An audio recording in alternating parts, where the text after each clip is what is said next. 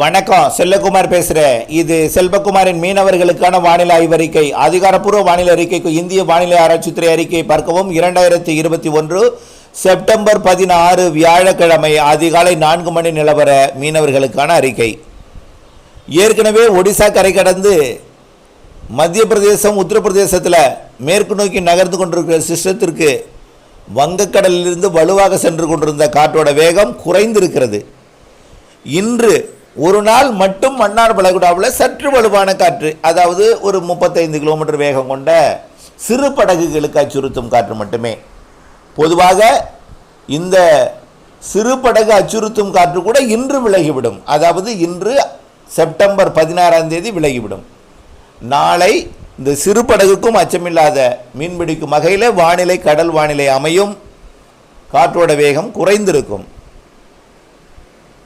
அதாவது நாளை இன்று அக்டோபர் 16 பெரிய படகுகளுக்கு எந்த அச்சுறுத்தலும் இல்லை, மீன்பிடிக்கலாம்.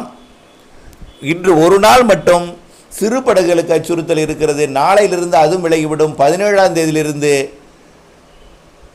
மாத இறுதி வரைக்கும் கூட மீன்பிடிப்பதற்கு சாதக சூழல் இருக்கிறது. ஆனால் 23ஆம் தேதி வரைக்கும் அச்சமின்றி மீன்பிடிக்கலாம்.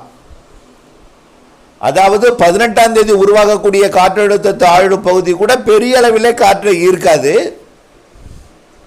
மழையை தரக்கூடிய வானிலை அமைப்பாக அது அமைந்திருக்கும். மெல்ல நகரும் காற்றாக நகர்ந்து அது தமிழகத்திற்கு வெப்ப செல்லமழையும் வட இந்தியாவிற்கு மழையும் கொடுக்கும் ஒரு வானிலை அமைப்பாக அமைந்து கடல்ல அளவான காற்று ஒரு 30-35க்குள்ளர, அதுக்கு மேலே போகாது.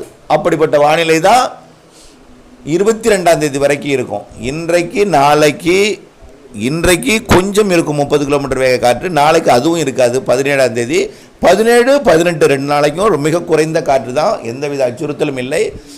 வங்கக்கடலாக இருந்தாலும் சரி, அரபிக்கடலாக இருந்தாலும் சரி, குமரிக்கடல், மன்னார் வளைகுடா, பாக்ஜல சிந்து எங்கும் மீன்பிடிக்கலாம். 17, 18. 19ஆம் தேதி கொஞ்சம் லேசாக ஒரு காற்று இருந்தாலும் கூட அது அச்சுறுத்தும் காற்றே அல்ல. 23ஆம் தேதி வரைக்கும் அதே நிலை தொடரும். ஆக இன்றிலிருந்து பெரிய படகுகளுக்கு, நாளையிலிருந்து கட்டுமரம் உள்ளிட்ட சிறிய படகுகளுக்கு 23ஆம் தேதி வரை எந்தவித அச்சுறுத்தலும் இல்லை. கடல்ல நீங்கள் மீன்பிடிக்கலாம், அச்சமின்றி மீன்பிடிக்கலாம். 23ஆம் தேதிக்கு பிறகு தென்சீன கடல் நிகழ்வு ஒன்று மியான்மர் வழியாக வடக்கு வங்கக்கடல் பகுதி தீவிரமடைய இருக்கிறது. ஆகையின் காரணமாக மாத இறுதி நாட்கள் 25 தேதிக்கு மேலே 23 24 இறங்கி 25 கொஞ்சம் தீவிரமாகி 26, 27, 28, 29 மேற்கு வங்கம் ஒடிசா இடைப்பட்ட கடற்பகுதியில் தீவிரம் அடைந்து உள்ளே கரையை கடக்கும் என்று எதிர்பார்க்கப்படுகிறது. அதன் காரணமாக கொஞ்சம் தீவிரமாக இருக்கும். 25க்கு மேல் 23 வாய்ப்பு இருக்கிறது, உறுதி இல்லை காற்று அச்சுறுத்தல். பெரும்பாலும் 25ஆம் தேதி வரைக்கும் உங்களுக்கு அச்சுறுத்தல் இருக்காது. 26ஆம் தேதிக்கு மேல் தான் உங்களை அச்சுறுத்தும் காற்று தெரிகிறது. ஆகவே அச்சமின்றி மீன்பிடிக்கலாம். வாய்ப்பை பயன்படுத்தி விரைவாக பணம் ஈட்டி தொழில் செய்து வரக்கூடிய பண்டிகைகளுக்கு, நீங்கள் வரக்கூடிய மழை காலங்களுக்கு, அதாவது புயல் மழை காலங்கள் இருக்கும் பொழுது, கடலுக்குள் செல்ல முடியாத காலங்கள் ஏற்படும் பொழுது நம்முடைய தேவைகளை பூர்த்தி செய்ய இந்த வாய்ப்பை பயன்படுத்தி கொண்டு கடல் தொழில் செய்ய அன்போடு கேட்டுக்கொள்கிறேன். இணைந்திருங்கள். ஒவ்வொரு நாளும் 1 மணி 30 நிமிட அறிக்கையில் ஏதேனும் சிறப்பு செய்தி மீனவர்களுக்கு இருந்தால் அறிவிக்கப்படும். வரக்கூடிய நாட்களில் வெப்ப சலன மழை பொழியும். அது கடலில் இடிமழையாக நிறைவடையும். நள்ளிரவு அதிகாலை நேரங்களிலே புரட்டாசி முழுவதுமே நல்ல மழை இருக்கிறது.